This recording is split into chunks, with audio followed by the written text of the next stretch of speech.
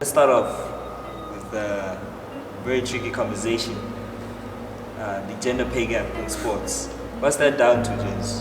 Why is it that our women counterparts can't be getting the same bag as our male counterparts in sports?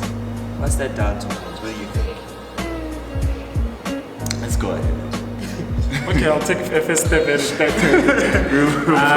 look, I think there is merit that there's some sexism involved. Obviously, if you play the same sport, you are tracking the same type of audience and it's officially the same product. So you should really be getting like a fair share of that. But I mean, that's not always the case. So I think it's more economical more than it is sexism. So if you look at football, especially club football, the audience is predominantly on the male side, and you don't see as much fans coming out to watch like the ladies side of club football, and then you don't see as many sponsors investing in it. Also, you don't see as many fans buying jerseys and stuff. So I think that also has a huge effect and contributes to that. But I think when it comes to national football, I think there it's plain simple. The government is going to subsidize the huge part of that, then it should fair be equal, if not more, for whichever team is perfectly more. So I think it should be parity in the national sports, but in club football I think it's pretty economic. It matters how much a club brings in to the team. So if it's Manchester United, the ladies team as well, rationally you can't expect say like Alexis Sanchez to be get paid as one of the highest paid footballers in the ladies team. I think there's great parity in there. But if the audience was the same and if they attracted the same sponsorships and then they attracted the same jersey sales and stuff, I think it would be the same. But it's pretty economical in my view. I look at it from the sports perspective, the actual sports. That is, like, physiologically, us as men, we are stronger. Yeah. Therefore, we can generate more power, more outputs, more dot. And if you look at the nature of most sports, what they require those things. Yeah. And the problem is, we as the audience, when we look at both men and women executing those same things, we're looking at it in comparison to just the man. Yeah. And we're not looking at it from the differences between the man and the woman. Because at the end of the day, what they are getting paid for is not the power, it's not all those things. What they're paying for is, are you able to entertain the crowd with the skills that you possess and how you are able to do what you do. So if you're able to pass the ball, it shouldn't matter how far you pass the ball, because that's how your physiology is allowed you to do it. Yeah. But do you pass the ball well all the time? Which is the same thing which can be compared to their male counterparts directly, because that's where the problem originates. In fact, that sport is looked as a male's thing. So if we start looking at it from just the skills perspective, you get to see that actually you are watching the same thing at the same level. If you're looking at so you're saying women's sport and male sport is just as entertaining? It's just as entertaining. Okay. It's just as entertaining. If you watch... I think male football is just as entertaining as women's football. It has more resources. Yeah. It has more clientele. It has more atmosphere. Yeah. It has all of these things that have culminated over a long period of time. Yeah. And the fact that we have looked at football as a male sport that have fed the idea that it's good. So regardless if we watch a great women's match, a fantastic women's match, you will always subconsciously believe that a male match is better. Okay. Purely because they are able to output more than what women. So you're saying if we had put the same resources to women's football, it would be just as entertaining as men's football? I believe so.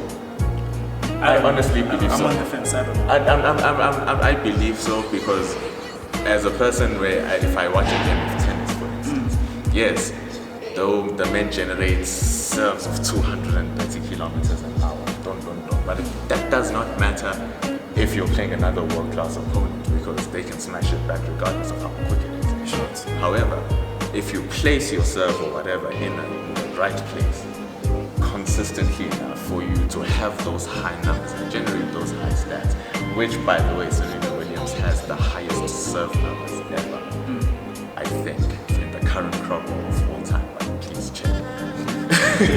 But the mere fact that she does that and everyone serves, but she's the best at it, why wouldn't you pay her the same amount as you would another man who serves? It's my understanding that in tennis it's and in tennis it's fair.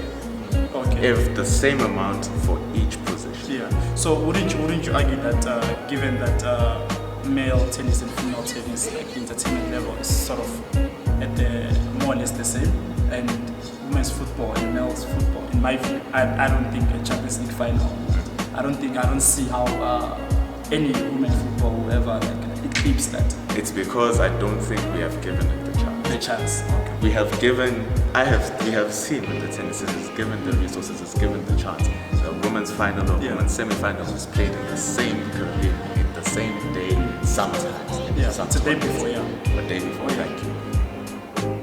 In the same area, same court, same audience, same thing, and they get equally entertained when they leave there. They're like, yes, today I watched them. And you don't think it's a factor of individual sport versus team sports? Not necessarily. I don't think so. The Premier League starts off as a women's league. Okay. The whole point of the Premier League before is like as a bunch of like working class people getting together, forming those Sunday leagues, and formalizing those Sunday leagues. But because of the two world wars, a majority of the people that were playing sport, a majority of people that were working in factories, and a majority of people that were working generally were women. Okay. So the return of men from the war, I think it's an overt act of sexism. Like underpaying women in football especially is an overt act of sexism, because that was directly caused by men interfering in the sport, because there weren't a lot of men. Wait, so technically football Premier League women started off as women's sports. So the league, the league before the two world wars, and even sometime after the world wars, was most consumed by women, because a lot of the women were the people working in the factories that used football as like an outlet. So you would have your factory team would play another factory team, and that's why you have those. That's why football is a working person origin, and removing women from football isn't based on physicality. Isn't based on anything. So initially the removal of women from mainstream football is just sexism, like no, women can't do this. They should go back to the kitchen. Like as a whole part of that whole campaign about women belong in the kitchen, not one. That's what comes with it. So underpaying them is not because we think men's football is more entertaining, because it's under-resourced. The Women's Premier League, for example, you've seen the trophy, it's minuscule. And the fact that, and I think because the women's game is starting from such a disadvantage, the parity in pay would go a long way in making sure that there's at least some notice of women's football. Because look at how you have a league where people make 300,000 a week, right? There's excess money in the football in the game to fund, like to properly resource women's football from like a grassroots level, have like the academic play groundwork that's there for male football. All these things are completely possible because these teams can just build a separate, or just start training women in their current programs. It's not that difficult of a decision, but the fact that it hasn't been done yet, I think it's overt sexism. It doesn't have anything to do with money, because people still go watch matches. People still go watch the WNBA, right? And those ladies really ball hard. Right? They really play. Right? At the Olympics, there is no difference between the male and the female. No one gives it less. You know what I'm saying? You're all competing, because if it's athletic ability, it's athletic ability. And when we measure against people who are of my same class, or weight class, or whatever. So I think it's really just a matter of people being stubborn. Like they need to recognize it doesn't make sense. It doesn't make sense. One side is grossly overfunded, and then the other. And the other is great. But There's don't you nothing- think support also has affected it? The supports will come Yeah. when everything has been sorted. So you think resources come first and then the support? Support will come? follows the money. Look It at Man follows, City. yeah. Did you know a Man City fan before 2012? By the way, the Then you put yeah. 4 billion into that oil, thing. If you put money there, You put 4 billion in done. that thing. Now we love Yeah. it. You know what I'm saying? Okay. That's a fair because people follow the spectacle. People follow the spectacle of the Premier League. That's what they follow. Yeah. It doesn't matter who's playing. You watch Burnley versus like Northampton, and be to be thoroughly entertained because of the money value that's there. Like you want to hear John Champion, you want to hear Jim Beckman. You want to have that atmosphere. You want to see that HD quality TV, and that's what matters. People follow that type of spectacle. That one is happened to the women's game. And when we were watching the highlights yesterday of the Women's World Cup, you could see that there was passion in the Yeah. stadium. There was atmosphere, there was fans, and the football was really not bad. Yeah, really wasn't. It really It's wasn't actually bad. gotten a The lot football better. was really good. If we were watching the cricket, which I was watching last year, the Cricket World Cup for the women, the T20, I think, the standard of the game is up there. Skill-wise, it's coming along because they are Yeah. putting the money in, they are putting the resources in. And you can see it's a visual spectacle as Don has put it. Therefore, it will grow. I like what Don So the solution is put in more resources and then Funded. Like, Funded. how do you expect to pay people Yeah. if you don't put in the money? You fund it, the infrastructure will grow, you fund it, the Mandela pay Spectacle will grow, the support will grow. everything will grow because we all have the same equal skill to do every single thing. That's what I think. okay. I'll agree to disagree. I think It's more okay. it's more economical than It's it more is, economical. than it is sexism. No, it's okay because at the end of it all of it is wrong. That's what matters. Alright, Jess. On a lighter note, let's move on to tennis. Okay. The Rolland Garros final weekend is this weekend actually. The first one was yesterday. It was the women's final. Who was in it? Finally, it was the world number 8 Ashley Barty, and it was the teenager Marketa Vondrousova. Goodness me, if I said the name wrong, yeah, but it was Marketa Vondrousova. So it was a very interesting match. The Australian won on straight sets. Yeah, no, she was an interesting Dominating. ball, but she was. I even posted a tweet a couple of days ago. I was like, there's no way this year will end without Ashley Barty being the winner. I mean, how do you know these people? She was there in the Australian Open, Yeah. she came out quarter-finalist, and she was playing pretty well, you know what I mean? And then in this tournament as well, she's just been, Jesus, yeah. But she's been great, I saw. You saw it? She's mad competitive also. Yeah. And she's very athletic. She's super athletic. She runs really quickly. She has that Aussie competitiveness. Aussies is a bonus. Yeah. Aussies are Always competitive. It's like, what? Yeah. Any surprises with Naomi going out so early? A little bit, but Yeah. I wasn't surprised given how she had played the 2 previous matches Yeah. before. Like, dropping 6 love and almost getting 6 love again. Yeah. You know, I think things were just not clicking, and maybe the pressure got to her. I'm not sure. I hope it Yeah, wasn't. because now all of us were saying, Yeah, she must you do can this, you 3 know what I straight mean? now. We see you, yeah. And so when it happened, it was like, hey, she got me, understand. Seems like it's open season ever since Serena dropped a bit. Because Yeah, also sure. Halep went out early as I well. was about to say, like, because there's like a very, like a very dominant player leaving. Yeah. It's everyone thinks it's Everyone thinks fake that game. everything's Like, possible everyone fake thinks game, yeah. this is my It's tournament. fake game.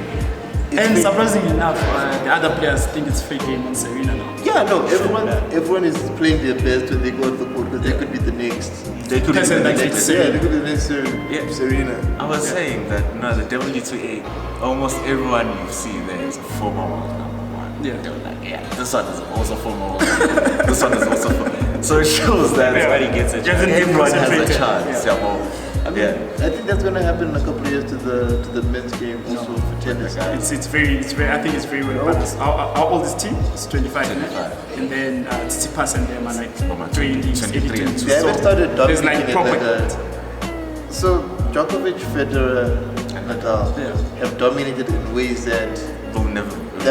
we haven't seen in years. And when they move, it'll be like when Serena moves out.